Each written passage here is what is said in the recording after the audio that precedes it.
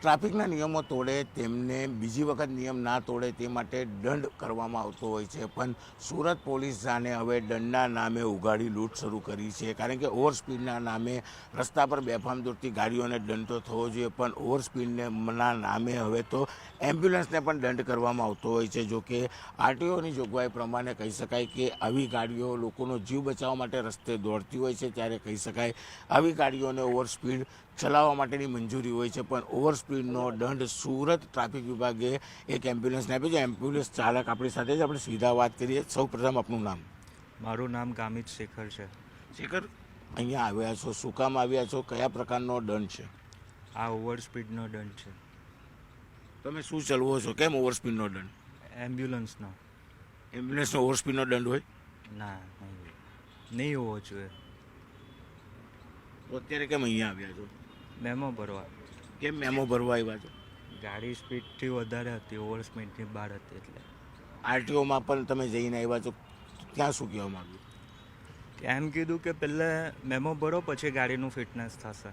એટલે ફિટનેસ કરવા ગયા ત્યારે તમને ખબર પડી કે ગાડીનો ઓવર સ્પીડનો મેમો છે? હા, ના એટલે પહેલાં આવેલું હતું મારી પર મોબાઈલમાં મેસેજ આવેલો, તો હું અહીંયા આવ્યો, સાહેબને મળ્યું તો સરે મને કીધું કે પહેલાં મેમો ભરી દો તમે.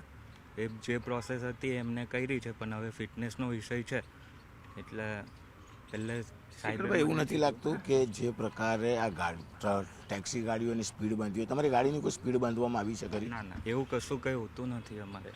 કારણ કે તમારે તો લોકોનો જીવ બચાવવાનો હોય છે, એટલે તમે ઓવર સ્પીડ જ ગાડી ચલાવતા હો છો. હા, અમારે જેમ બને એમ જલ્દી પહોંચવાનું હોય છે. ટ્રાફિકના નિયમો તોડે તેમને બીજી વખત નિયમ ના તોડે તે માટે દંડ કરવામાં આવતો હોય છે, પણ સુરત પોલીસ જાણે હવે દંડના નામે ઉઘાડી લૂંટ શરૂ કરી છે. કારણ કે ઓવર સ્પીડના નામે રસ્તા પર બેફામ દોડતી ગાડીઓને દંડ તો થવો જોઈએ, પણ ઓવર સ્પીડના નામે હવે તો એમ્બ્યુલન્સને પણ દંડ કરવામાં આવતો હોય છે. જો કે આરટીઓની જોગવાઈ પ્રમાણે કહી શકાય કે આવી ગાડીઓ લોકોનો જીવ બચાવવા માટે રસ્તે દોડતી હોય છે, ત્યારે કહી શકાય આવી ગાડીઓને ઓવર સ્પીડ ચલાવવા માટેની મંજૂરી હોય છે, પણ ઓવર સ્પીડનો દંડ સુરત ટ્રાફિક વિભાગે એક એમ્બ્યુલન્સને આપ્યો છે. એમ્બ્યુલન્સ ચાલક આપણી સાથે જ આપણે સીધા વાત કરીએ. સૌ પ્રથમ આપનું નામ? મારું નામ ગામિત શેખર છે. શેખર, અહીંયા આવ્યા છો, શું કામ આવ્યા છો, કયા પ્રકારનો દંડ છે? આ ઓવર સ્પીડનો દંડ છે. તમે શું ચલવો છો? કેમ ઓવર સ્પીડનો દંડ?